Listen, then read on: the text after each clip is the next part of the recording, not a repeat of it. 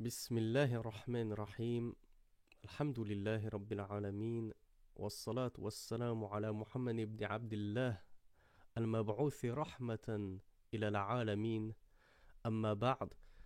Mes chers frères, mes chères sœurs, Assalamu alaikum wa rahmatullahi wa barakatuh. Ceci va être une vidéo extrêmement inhabituelle puisque c'est la première que je la fais en ce genre. Et j'aimerais parler d'un sujet qui me met mal à l'aise parce que je fais partie de ce sujet. Je suis une partie intégrante de ce sujet et c'est pour ça que parler de ce sujet, c'est un peu comme parler de moi et ça me met mal à l'aise. Et Allah sait ce qu'il y a dans mon cœur et Allah sait que ce n'est absolument pas ma propre personne qui m'intéresse dans ce sujet.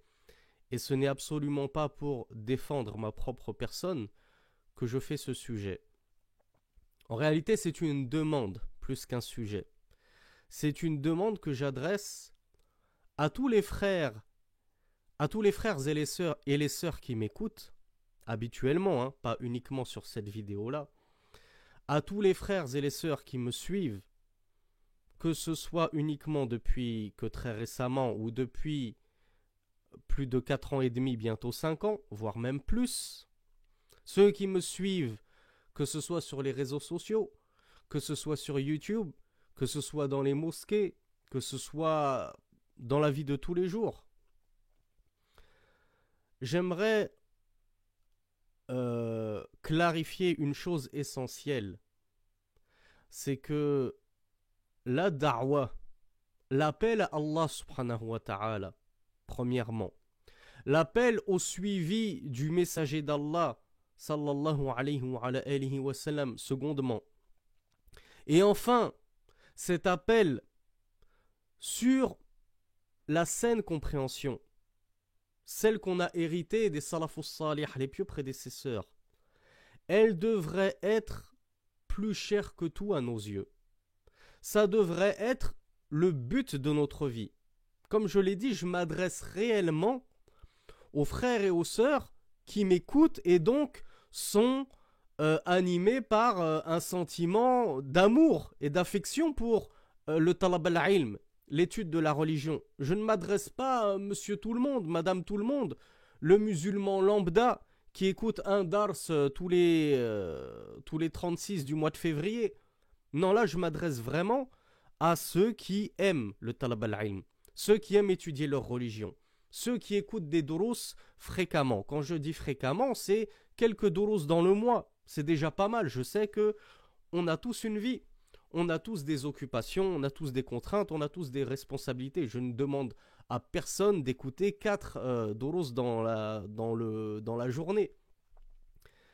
Mais nous, qui aimons notre religion, qui aimons étudier la religion, et qui plus particulièrement, là je m'adresse vraiment, je m'adresse à tous ceux qui m'écoutent bien sûr, mais de manière plus précise encore, je m'adresse réellement à ceux qui estiment cheminer sur la même voie que celle sur laquelle je tente de cheminer, qui est Al-Kitab wa Sunnah, Tariqatul Kitabi wa Sunnah, ou Tariqul Kitabi wa Sunnah, bifahmi salafil umma. La voie du livre d'Allah, Al-Qur'an, la sunna du messager d'Allah, Muhammad ibn Abdullah, et tout ceci selon la compréhension de nos chers imams parmi les pieux prédécesseurs, l'imam Malik, l'imam Shafi'i, l'imam Ahmed, l'imam Al-Awza'i, l'imam Ishaq ibn Rahaway, etc., Sufyan al-Thawri, et tous ces gens-là. Et parmi les contemporains, notamment les imams que nous révérons le plus et que nous estimons le plus. Cheikh Ibn Uthaymin, Cheikh Ibn Baz, Cheikh Al-Albani, Cheikh Salih Al-Fawzan, Cheikh Salih Al-Luhaydan, Cheikh Abdel Mohsen Al-Abbad, Cheikh Mohamed Ali Al-Firkaus, Cheikh Raslan, etc., Ils sont si nombreux. Vous voyez très bien où je veux en venir. À ces gens-là, à ces frères-là, à ces sœurs qui se reconnaissent dans cette voie sur laquelle je chemine moi, je leur dis comment se fait-il que les imams et les prédicateurs du faux, les imams et les prédicateurs de l'égarement, ad-dalal, ceux qui invitent à suivre autre chose que le livre d'Allah et la sunna du messager d'Allah. Et d'ailleurs, vous trouverez qu'en généralité, ils n'invitent qu'à suivre à quoi? Ils n'invitent et ils n'appellent qu'à leur propre personne. Suivez-moi. Abonnez-vous, n'oubliez pas de vous abonner à ma chaîne. Mettez un pouce bleu, mettez un like. Partagez ma vidéo.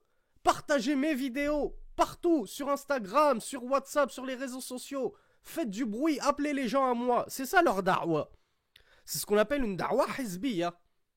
Un prêche et une prédication sectaire qui n'appelle pas à suivre Allah et son messager et qui ne renvoie pas à s'accrocher aux grands savants de notre Ummah, à étudier les livres de ces savants, à étudier Al-Qur'an ou As-Sunnah. Non, ils n'appellent qu'à eux-mêmes et à ce qu'on les suive eux-mêmes et à ce qu'on délaisse en fait nos savants, nos références.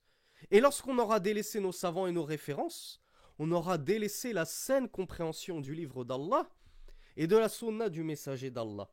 Donc, comment se fait-il que de tels pantins, que de telles marionnettes, que de tels fanfarons, qui appellent à tout sauf au livre d'Allah et à la sunna, qui appellent à tout sauf à la compréhension saine de l'islam, la compréhension qu'en avaient les compagnons et leurs successeurs à Tabi'in, et leurs successeurs et les successeurs jusqu'à plus de 1400 ans de siècle, où les imams al-muhaqqiqin, les vérificateurs, ont corrigé le faux du vrai. Comment se fait-il donc que ce soit ces guignols qui fassent le plus de vues, qui aient le plus d'abonnés, qui aient le plus de partages, dont on ne fait que parler? J'avais déjà écrit sur Facebook, il y a quelques mois, une publication où je m'attristais que la masse des musulmans les suivent comme des moutons et comme des aveugles dans la perdition. Mais cet attristement et ce suivi est tout à fait logique et normal, puisque de toute façon, la masse des musulmans n'étudie pas. La masse des musulmans n'a cure de rechercher la science, de faire du talab al-ilm. Mais là où je m'attriste dans cette vidéo, après m'être attristé de manière générale dans une publication sur Facebook, c'est que je m'attriste que maintenant, ce désintérêt de propager la da'wa a gagné jusque nos frères et nos sœurs sunnites, ala manhaj salaf, qui cheminent sur la sunna pure héritée de nos salafus salih et de nos imams de la sunna. C'est-à-dire que, au lieu d'essayer de nous unir, nous les gens de la sunna, et de nous serrer les coudes, et de faire front commun, et de faire bloc pour bloquer justement les assauts des mubtadi'a, des gens des passions, des gens des innovations, des égarés égareurs, pour essayer de contrecarrer leur mal et leur prêche basée sur les passions et le faux et l'égarement, on est désunis comme jamais. Et on ne se soutient nullement. Mais au contraire, on trouve même malheureusement des frères et des sœurs qui se réclament de la sunna, qui se réclament même de la salafiyya, et qui passent leur journée à mettre des bâtons dans les roues à leurs frères et sœurs prédicatrices et prédicateurs. Et même s'ils ne sont pas des vrais prédicateurs au sens réel du terme, ils mettent des bâtons dans les roues à tout frère et toute sœur sincère qui essayent de faire un minimum de travail de da'wa. Et comme nous l'avons expliqué, la da'wa, elle incombe à tous et à toutes à partir du moment où on n'outrepasse pas nos limites et qu'on ne parle pas sans science. Mais si j'ai appris un verset, si j'ai appris un hadith et que j'en ai écouté l'explication d'un shir de la sunna Qui est-ce qui va m'empêcher d'aller rapporter cette explication à autrui, à mon voisin, à ma femme, à mon enfant? Non seulement on a tous le droit de faire cela, mais on devrait tous faire cela. À partir du moment où on ne parle pas de nous-mêmes, qu'on ne parle pas avec passion, mais qu'on ne fait que rapporter les paroles des savants. Ce que j'essaye modestement de faire depuis plus de 4 ans maintenant, bientôt 5 ans. Je prends un livre d'un savant de la Sunna et je vous en fais la traduction. Et si j'ai appris auprès des savants d'autres choses que je peux greffer à l'explication, je ne m'en passe pas. Et c'est malheureusement des frères de notre communauté, qui plus est des frères de notre minhaj, de notre voie, qui causent justement et paradoxalement le plus de tort à notre minhaj et à notre voie. Ces gens qui se réclament de la salafia, ces personnes que je vise, sont ceux qui causent le plus de tort à la salafia en barrant les routes. C'est ce qu'on appelle en langue arabe qutta' at-turuq. Ce sont des barreurs de route, les brigands qui barraient les routes pour s'accaparer et voler les marchandises des caravanes marchandes. Ces gens-là font la même chose, ils bloquent la route aux tullab al-ilm, aux étudiants en sciences qui veulent apprendre la science. Non, n'écoutez pas un tel, n'écoutez pas celui-là, ne suivez pas ses rappels. Au final, on suit qui? Quand nos frères et nos sœurs qui ne sont pas arabophones et qui n'ont pas encore appris la langue arabe et qui ne peuvent pas donc suivre directement les savants, n'ont que les petits prédicateurs francophones qui essayent modestement de leur offrir un travail de traduction ou de leur transmettre les paroles des savants, on leur coupe l'herbe sous le pied. Qui vont-ils suivre alors ces frères et ces sœurs si vous ne leur proposez plus aucune alternative? Donc ça, c'est la première des choses. Méfiez-vous de ces gens, de ces qutta' at-turuq, de ces brigands qui vous coupent l'herbe sous le pied. Et ne les écoutez pas, continuez votre chemin, continuez à apprendre la science. Si vous trouvez que ce prédicateur est bénéfique, qu'il vous est utile et qu'il appelle à nul autre que le livre d'Allah et la sunna du messager d'Allah, avec la compréhension des pieux prédécesseurs, et qui plus est, lorsque en plus ce prédicateur s'avère être diplômé, s'avère avoir étudié avec les gens de science, s'avère avoir des taskiya, pourquoi écouter des inconnus qui eux ne sortent de nulle part? C'est à peine s'ils ont la langue arabe. Ils ne sont connus d'aucun shir. Ils n'ont aucune da'wa eux-mêmes. Mais ils passent leur journée à couper les routes et à fermer les fenêtres. Pourquoi est-ce qu'on va écouter eux et délaisser les frères qui nous font du bien? Alors maintenant, je recentre le débat, si je puis dire. Et je recentre le sujet et j'en viens là où je voulais véritablement venir. Si vous avez trouvé un frère sérieux qui vous appelle à Allah, qui vous appelle à la sunna, qui vous propose des choses utiles et bénéfiques pour votre religion, pourquoi ne le soutenez-vous pas? Et wallahi, je ne parle absolument pas de moi. Pourquoi? Parce que, tout simplement, je vous l'ai déjà dit à plusieurs reprises, je n'estime, en toute modestie, wallahi, je n'estime pas être bénéfique. Je n'estime pas être profitable. Si des frères et des sœurs, qu'Allah les récompense, qu'Allah les guide ainsi que moi, trouvent que je suis bénéfique, viennent me voir sur les réseaux sociaux ou sur YouTube pour me faire des éloges, des compliments, me dire qu'ils aiment mes cours, alors je ne fais que louer Allah, alhamdoulilah, tout ceci est uniquement la grâce d'Allah et je n'y suis pour rien. Et j'estime que je ne suis pas digne d'éloges et je ne suis pas digne d'être suivi, mais j'essaie modestement de faire zakatul ilm, wa huwa nashruhu. J'essaie juste de donner la zakat du très très peu de sciences que j'ai étudiées durant une dizaine d'années maintenant, plus d'une dizaine d'années, puisque je continue toujours à étudier au quotidien. L'étude ne s'arrête jamais, comme l'a dit l'imam Ahmed, jusqu'à la tombe, il a l'ahd, jusqu'à la tombe j'étudierai, bil qalam, avec la plume. Donc, même si j'estime ne pas être profitable, je me dois au moins de partager le peu que j'ai, et c'est ma zakat, c'est la zakat que je dois sortir, je suis obligé de la sortir.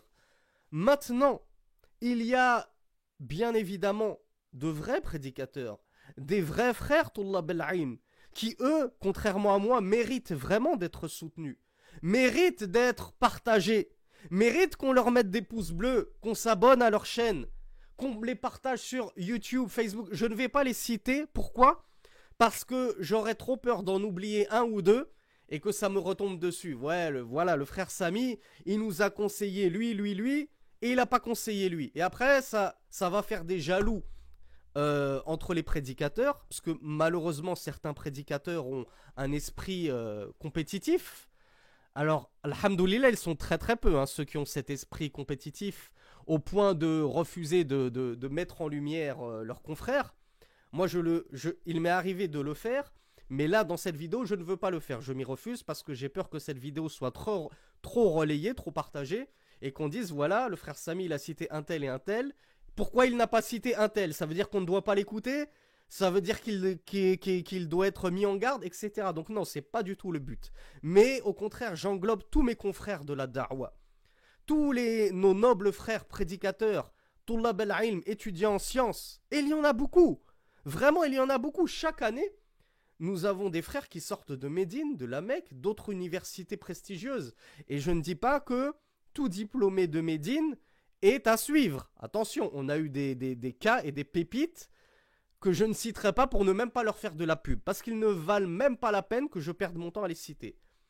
Mais les frères qui appellent au livre d'Allah, qui appellent à la sunna, selon la voie authentique, héritée par les compagnons, héritée des compagnons, héritée de leurs suiveurs, héritée de l'imam Malik, l'imam Ahmed, Al-Awza'i, Abu Thawr, Al-Layth ibn Sa'd, tous nos salafs, toutes ces trois premières générations bénies, ils sont nombreux. Alors certes, la plupart d'entre eux ne s'affichent pas comme je le fais moi, tristement sur YouTube.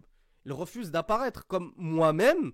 J'ai refusé durant mes 2 ou 3 premières années de da'wa à apparaître. Je me contentais de m'enregistrer en audio. Seulement sous la pression des frères qui m'incitaient à passer de l'autre côté de la caméra, je l'ai fait.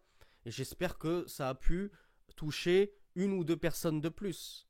Donc, je récapitule et j'en viens au fait et au but de ma vidéo et de mon message. Mes chers frères, mes chères sœurs, lorsque vous trouvez un imam de la sunna, un frère, un prédicateur de la sunna, et qui plus est, si vous l'aimez, parce que là, je ne parle même pas de si tu l'aimes, si tu suis ses vidéos, non, mais au moins tu le connais. Tu sais que lui, il est sérieux. Pourquoi toi, lui, il fait son travail. C'est quoi son travail? C'est la da'wa. Il appelle Allah. Il fait son travail.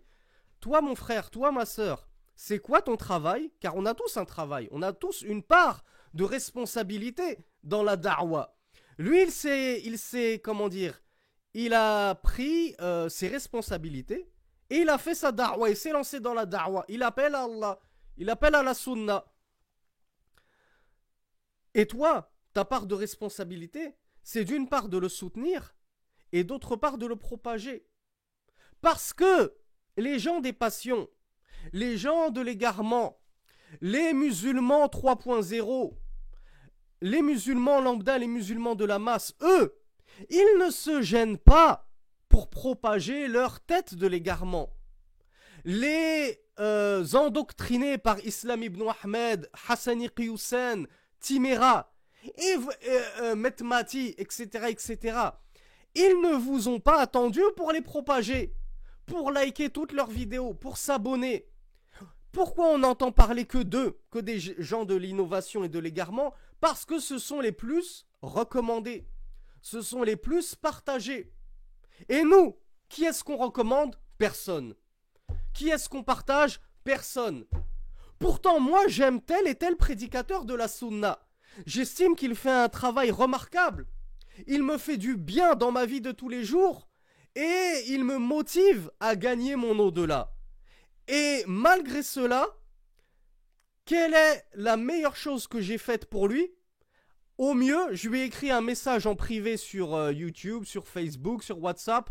Ouais, Akhi, j'aime beaucoup tes cours. Barakallahu fik, vraiment, c'est toujours un plaisir. Jazakallahu khairan. C'est très gentil. C'est très gentil de faire ça. Moi, je parle pour moi-même, mais je suis sûr que c'est le cas de tous mes frères prédicateurs. Ça nous touche toujours. C'est toujours agréable d'entendre un frère nous dire « J'ai aimé ton cours ». ça m'a fait du bien, j'ai appris quelque chose. C'est le but. Le but de notre prédication, c'est de vous apprendre votre religion, après l'avoir nous-mêmes apprise. Mais le problème, c'est que ces compliments, ils ne font en rien peser dans la balance, au contraire. Ça peut être très néfaste. Certains prédicateurs ont pris la grosse tête. Je ne vais pas citer de nom, mais certains prédicateurs, à force d'être encensés, de recevoir des éloges, ont pris la grosse tête. Donc, moi, déjà ce que je préférerais pour moi-même, et ce que je vous demande de faire pour les prédicateurs, pas moi, parce que moi je ne suis pas un prédicateur, ou je suis un prédicateur de pacotille, mais les vrais prédicateurs, ce que je vous demanderais de faire, mes frères et mes sœurs, c'est plutôt que de leur faire des compliments privés, soit vous continuez, mais avec ça vous ajoutez ce que je vais dire, soit vous arrêtez, mais la chose la plus importante à faire, soutenez-les. Propagez leurs vidéos. Parce qu'en propageant leurs vidéos, en propageant leurs cours, en propageant leurs audios, vous propagez la sunna. Vous propagez l'islam authentique et véritable. Et le messager d'Allah sallallahu alayhi wa sallam a dit que quiconque indique vers un bien aura la même récompense que tous ceux qui auront cheminé sur ce bien. Imaginez seulement une minute. Une minute.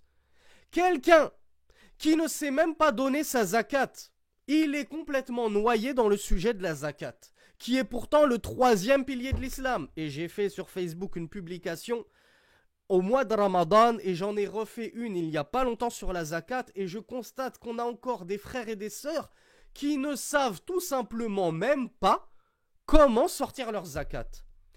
Imagine une seule seconde si grâce à toi, à ton partage, parce que tu as propagé une vidéo, un cours sur la zakat, à juste 10 personnes.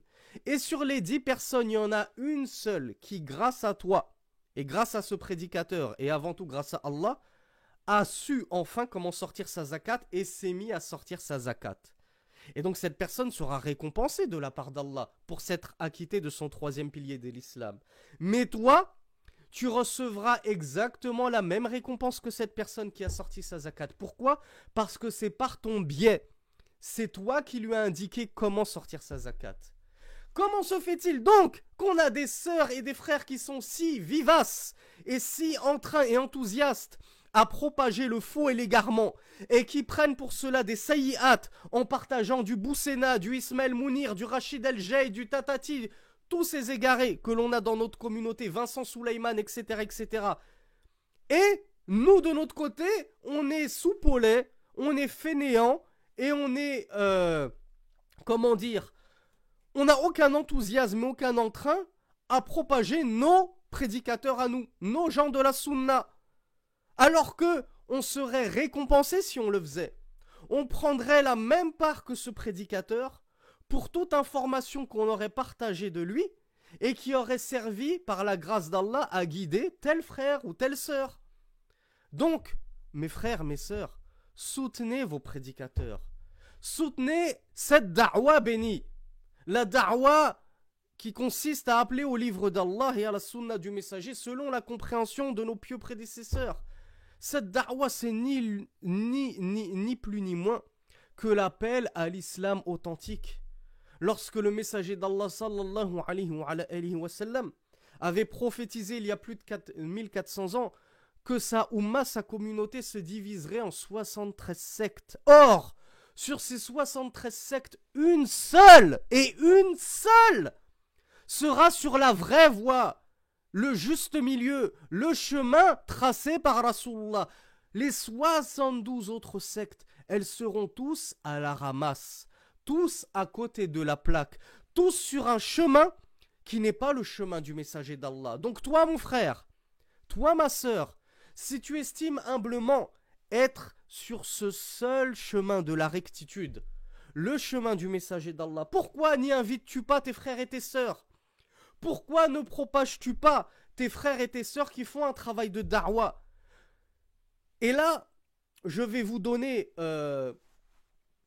une information sur le système de fonctionnement, notamment de YouTube, puisque c'est celui auquel je m'étais intéressé jadis, à une époque très précoce. Je m'étais intéressé aux YouTubeurs. Combien gagnent les YouTubeurs ? Alors il faut savoir, et cette étude que j'avais faite, cette recherche que j'avais faite remonte à il y a facilement peut-être une dizaine d'années, à l'époque où justement les youtubeurs commençaient à éclore sur YouTube, les youtubeurs francophones.